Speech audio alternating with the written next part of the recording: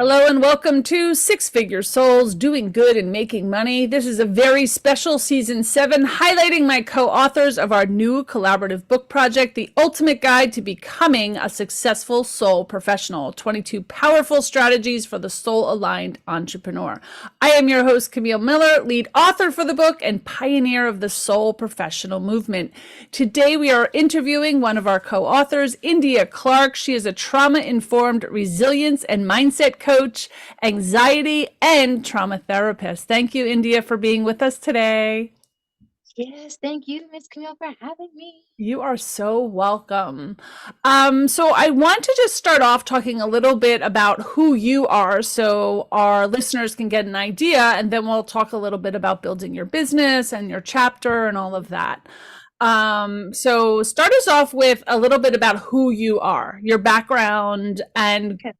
if you were something before what you do now, let us in on that little secret. Oh, absolutely. So, Indya Clark, everyone. And so my background has been in mental health and then also like community resource. So I worked a lot. My past ex hat was a career coach. And so I've always just been driven, Camille, of like helping people get back on their feet, like whatever that meant. And then Mhm. also like helping them to be successful and whatever that meant for them.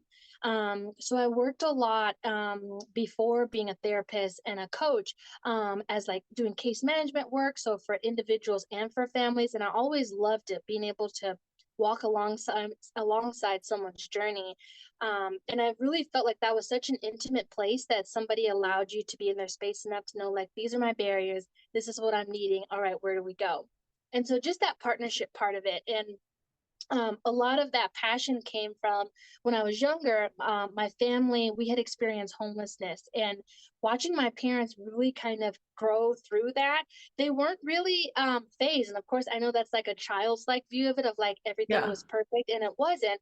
But they just really, Camille, had like that mindset of like, we can get through this, and how do we help the next person to be able to get through their situation? And so, between community resource centers and then also working in with the homeless population, that has kind of helped me really just want to dive deep with people. And so along that time, I started to figure out like mental health and the wellness, like how do we carry that journey? What's the mindset? What are the tools that we use to cope? So if you'd asked me years ago, I would have never thought I would have been a therapist at all or a coach, but here I am now. So my last official job, though, before the pandemic especially, was the Colorado Coalition for the Homeless. So that was where I got a lot of my therapy, basically training, and really my passion grew from that. And so I was able to kind of make my jump and say, like, all right, how can I do this on my own and really serve who I want to serve in those same kind of atmospheres. Yeah. And how long have you been on your own now? On my own now since December, well, officially um or January of 2020, but I was Okay. starting this before around like 2018, like kind of as a Okay. side hustle, Yeah. Yeah. basically. Yeah. Yep. So my first question, and this is more for our listeners, what is the difference between coaching and Yeah. therapy? Oh, really good question. So I Yeah. would say coaching, you're definitely not getting like that diagnosis. So when you go to a therapist, they're going to look at your functioning, look at your medical history, look at a snapshot of like how you've been coping, what symptoms you're using, and they're going to give you a diagnosis that's kind of based out of that DSM manual that everyone uses medically. So in coaching, you're not going to get that. And it's not going to be focused on your past. It's going to be focused on where you are currently and how do we help you craft your path forward. So when I'm on my coaching hat, I really love that because I can help people to craft like, all right, this is where I am. And it's not saying that the past didn't matter, but it's really just helping you get that action and momentum. Whereas mental health and the therapy side, it's going to be a little bit more focused on the past and coping skills, and really how do you kind of make peace with that, and how do you Hmm. manage some of your symptoms mental health wise. Understood. So does Yeah. coaching also involve inner work? Like Yes, self, yeah, I would think you'd have to still, you absolutely. might not have to talk about it, but you have Absolutely. to see it like kind of like a mirror. Yes. And I would say, I'm glad you even said that because I feel like that's a lot of more style as I've Yeah. gotten to know like more coaches in the industry. I always say my model is more of like a therapeutic coaching model where Okay. um when we're going along and we're planning something for, little Betty Boop, sometimes something comes up from the past. And so we're able to see like, okay, how did that past event maybe just impact your mindset for where you think you can go? And so not ignoring it, but really helping you to see like, okay, who am I? How did that impact my journey? How I see myself, like those spiritual components. So I would definitely say coaching brings in that deep inner work. And do you work with a certain subset of people? Yeah, so that was my excitement of going off on my own. So before I kind of in public health, I had to kind of serve a little bit of everybody. But Hmm. my passion, just since being on my own, has been career women, specifically career women in some kind of leadership or a business role, and then career moms as well. Okay, I got Yeah. it. For me, that immediately brings up people who don't feel worthy, right? Mm, Because sometimes they didn't have role models, yeah, right? As exactly. women, I know myself, my mom didn't work, so I didn't have a lot Mhm, of role models of women that mhm. were in leadership or could do it or didn't have to do everything, Exactly. and Yes. it was a little thin. Awesome. Awesome. So Yeah. do you work alone? I do. So Okay. currently it's just me and my business. It's called Resilient Wings.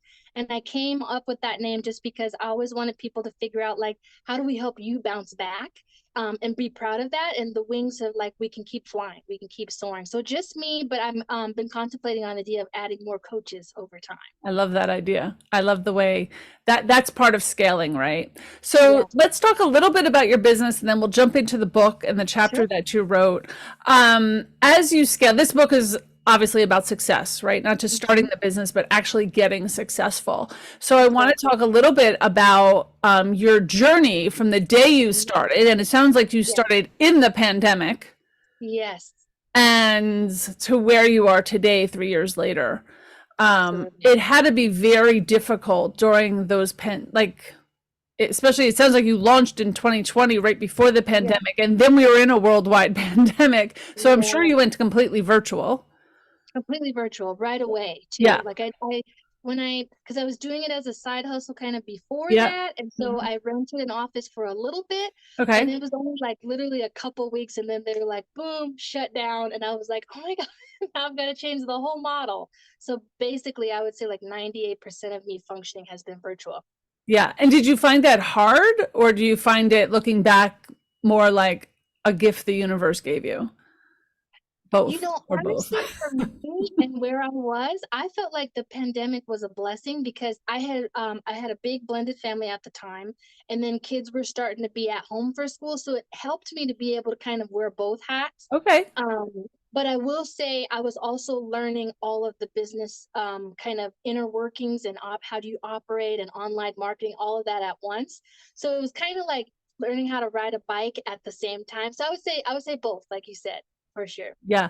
Can you share a moment where you felt like you didn't have it all together? Because I think as entrepreneurs and our listeners are usually soul aligned entrepreneurs, that there are moments, I Yeah. still have them, Uh-huh. that I'm like, oh crap, I do not have my shit together. Like for me, I take Definitely. a step back, but can you share a time when that may have happened to you and what really was the driver for you to pull yourself out of that? Oh my gosh. And I have to second, I have many of those moments even still because like you said, as you're scaling Part of things, it. things change, Hmm. and so that's I've learned to tell myself like that's normal. It doesn't mean it's a reflection of me not knowing anything, but I'm just growing. But I'll say the most prominent time that I remember was be so when the pandemic was really getting underway, when it was like becoming more of a thing in the news, I was having my twins, and so I was still pregnant. So I had already been like planning of like, yeah, I've already have like my business going as like on the side, and I was like, oh, it should be easy because I do this for therapy, like I do in-home therapy all the time. So I really thought it was gonna be super seamless because I had this plan of like I got a rented office that I can go toward. Once everything started changing, it felt like it was just stripping the choices that I had, at least the plan that I had had. And Hmm. so Hmm. I was, then I also I found out from my employer that I wasn't going to have as much the leave, like the paid leave that you would have normally. So I was like, shoot, I'm not going to be able to be at home and just kind of kicked up with 2 newborns because I was pregnant with my twins. So I ended up having to work full time. It was my choice though, so that I could have like some funds, full time in my business for 2 out of the 3 months that I was actually on maternity leave. And so I was like, Ooh. yeah, that should be easy, easy. I don't know why I thought that would be easy. But I remember having this moment where they were home, and it was the first month that I was going to start doing my business full time because I hadn't done it full time. And I Right. remember trying to manage just my schedule because it was different. I was going from that employer mindset to like, India, you're running this. This is your show. And so just different things of like when emails are coming in for, therapy requests, who's answering them? That's me. Or, getting back to them on time. It really helped me to see like, oh my God, there's like a whole world of like service delivery and like the operations keeping things going. And that was like on top of like me as a person. So Yeah. I remember just that being like, wow, like I was like, should I have done this? Like, should I be doing this at all? Or should I even just not think about doing this as a full-time gig? So that was probably my most prominent moment. That's awesome. And I'm so glad you shared that because operations and strategy is Yes. how you next level. How you next Right. level. It's the little thing I'm still learning. And, Exactly. I learn from, other CEOs that have done it and just be like, Mhm. I had no idea. Like Yes. it was just like this week I started working on terms and conditions of in my business because I Mhm. was like, ooh, there's Yeah. something I should have had. Right. Right. Because Yeah. sometimes you grow so fast and you have Exactly. to go back and kind of clean up your Yep. mess because you Hmm. didn't really have a strategy. You were just kind of going forward. And I feel as Exactly. founders, we just don't have the capacity for all of these hats. We're not good at Yeah. everything. We're not supposed to be, Absolutely. right? But when we Absolutely. find a business and we start something, we have to do all those little buckets, all those little tasks. Mm-hmm. And I think the big thing is starting to give away or pare down, this is what I need to do, and that's it. Exactly. Yeah. Exactly. Somebody, I was like, I didn't get my business owner 101 book. But like you said, sometimes you just go back and you put Yeah. the foundations back and you learn. You're always learning these lessons. Yeah. Yeah. Awesome. So I want to move over to the book. Okay. And I know we got into, I don't know if we were introduced, but I know that we were talking on LinkedIn. I don't know if I Yes. reached out to Mm-hmm. you or that's how we Mm-hmm. found each other on LinkedIn. Um, and you agreed to do the book. And I know this was your first time writing. So, Yeah. first, I want to ask, why did you decide now was the time to share your story and start writing about success in your own life? I remember being super stoked when we had connected because for a while I had been just encouraged like, why don't you write a book? Like, and I was just like, well, what am I going to write about, or how do I start, kind of thing. So it's always been something that was like on the dream board, but I was like, I don't know if I really could do it. So when we had gotten connected, I was so excited because I was like, this is my opportunity to kind of dip my toe in of like sharing my voice and writing. And in college and all those things, I've always loved writing. So I was like, why not give it a try? Yeah. And being able to, I think, so many of my clients are like, these, like when we go over tools, they're like, this would be great to know, like if there was like a module or an online class. So I had just been chewing on for so long what's going to be my next step, and being able to share my knowledge and share my story in a way that could help the next person. So I think that I decided to really do this because I felt like it would stretch me, and it was also that opportunity to do something that I had chewed on for so long and just didn't know where to start. Yeah. Yeah. And I have not read India's chapter yet. I don't read them till after these interviews. Um, After you wrote it, Mm-hmm. do you feel that it changed you in a way to get that all out? It gives me goosebumps every time. If you could see it, I wish you could, because this, like, I remember when we first chatted, like officially, you were saying like there is a transformation that happens. And I was like, oh, okay. It is a literal transformation that happens. And I think for me, I love to go back and reflect on that because one, there's the thought of like what part of my journey I'm going to talk about. And then there's this kind of like, oh my God, I'm being seen in this other way. Like I was sharing parts of my journey that I had actually only like kind of family members had experienced. And Yeah. so there were parts where I was like, maybe I should write that kind of thing, or no, maybe it's time. So I feel like for me, I'm super changed by it because I felt like it helped me as a person. It was a level of inner work for me of like embodying a part of my journey that I hadn't given life to yet. And so I am gonna forever be grateful for, this journey, and just as the writing piece, not even just the getting the story together, but really like seeing your thoughts on paper and being able to talk like the like your inner thoughts, seeing like saying that out loud and being able to put that down. So I really love this process. I definitely think it changed me. Do you think you will write your own book? Yes, that is gonna be the next thing. So I'm gonna be in your DMs, Camille, asking how do I do this? But I definitely want to write my own now. I want to keep up the practice too, though, of like journaling and just getting thoughts out, and maybe even like doing like to journal prompts too. Oh, that's a really good one. Yeah, Yeah, I always felt I have a full book inside of me, but yeah, doing it this way feels like the baby steps of putting things out there. And I'm a collaborator. Like I love the collaboration piece. So to do yeah, solo projects to me is kind yeah. of odd. Like it's just not how I do Mm, things. okay. So there will be the plan was always that there'll be 3 of these books in the series, the Ultimate Guides. There'll be 3 Awesome. Ultimate Guides. Okay. And then after that, I may do my own book. We'll see. We'll see. Okay. But I'm like you that I felt it every time I wrote, and even in Yeah. this new book, the second book that's coming The out. second one. Mm-hmm. Yeah, I sat for a while like, and even this is my imposter syndrome with people that follow me here know that I deal with this all the time. But I sat there and went, am I really good enough to talk about success? Am I success? Like questioning my own. Right. And then, so I delayed 2 weeks before I even could get paper because I was like, what am I going to write about? I don't know. The first book was very easy because it was just my story. But Okay. the second one was taking it from that point, like Right. getting success. So that to me was Yeah. harder to say, Mm-hmm. okay, I'm a success. But I actually wrote about all of my mistakes that I Got learned it. along the way. But I do think it's lessons. Right. And Absolutely. hopefully by Mm-hmm. sharing our stories, everyone's stories, 22 authors that have stories, someone else can learn from them and not make Mm-hmm. that same mistake.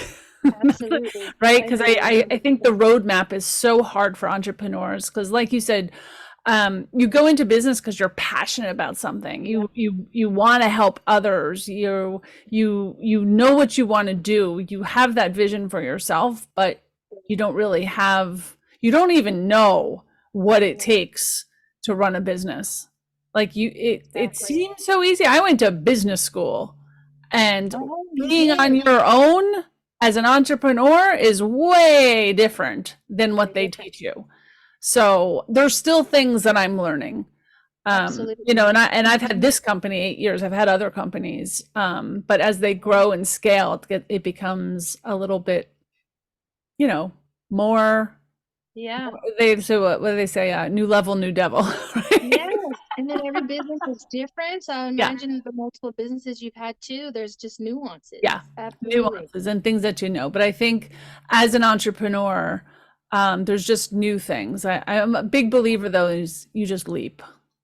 Just Right. leap. Just leap. Yes. That's, yeah, it's all about calculated risk. Just leap, Yeah. believe in yourself, the confidence, right? And Absolutely. I think that's why it's important to share stories about things that didn't work as well. Mm-hmm. Because as an entrepreneur, there are like high highs and low Yes. lows, right? Oh, absolutely. Yeah. Exactly. India, what's the name of your chapter? The name of my chapter is Leveraging Life's Detours, How to Reclaim Your Power and Set a course for success. I love it. I love it. And if someone wanted to start a coaching or therapy business and they're listening to you today, what Mhm. is some advice you'd like to leave to them? Oh my gosh, I definitely one is that you can do it. Um and I feel like in the beginning we have the doubt of like, am I excited about this? Is it going to work? Like there's so many questions that run through your mind. And so I would say also number 2 is don't let those questions feel like signs to not do it. Because when there's something that's really Hmm. important to you and that you're excited about. Like, it's new, like we've talked about, you're learning these new things, and so with that newness comes some learning curves, and that's normal, but so is that nervousness. And so just really not letting that nervousness consume you, and try to bring it with you, because I think for me, I felt like I always pressured myself to have everything known right now. Like, I had to know exactly what the business was going to Yeah. look like in 2 years, 3 years. And so just allow it to evolve. Like, as you have that passion and you've got the idea and the nervousness, let it just right now be like, what is your first month going to look like? Maybe the first month is just registering your business. Then the second month is, getting an Instagram page, like letting it evolve over time. And it doesn't have to look like what today is going to look like in 12 months. And so just giving yourself that chance and seeing where the road takes you. Yeah, that's amazing advice. Yeah. Baby steps, slow wins the race. It doesn't have to be perfect. You just have to Yep. keep going in that direction. 10, 15 minutes Exactly. a day. I Yes. love it. Mhm. I love it. India, how can people get in touch with you if they want to learn more about you? Most definitely. So my website, I finally like my website. It's www.resilientwings.com. So that's going to be the easiest. And then I'm also on LinkedIn. So it's the LinkedIn website, and then it's /India J. Clark. So those are going to be the easiest ways to get a hold of me and see all the services I provide, and then all the different coaching programs I have now. Fantastic. Those notes and URLs are also in our show notes. So if you're listening to this, you can check out our show notes. India, thank you so much for being a part of the book and a part of our podcast today. Absolutely. Thank you, Camille. It's been You a are great so very welcome. All right, and thank you to our listeners for joining us today. For more information about the Soul Professional Movement, you can go to soulprofessional.com. This podcast is sponsored by the Natural Life Business Partnership, a global professional organization and business incubator for soul-aligned entrepreneurs. If you live in a higher vibration, have an alternative approach to business, and want to help repair the world, join us for our next meet and greet to learn about more at soulprofessional.com. You can find the next date. Thank you again, India.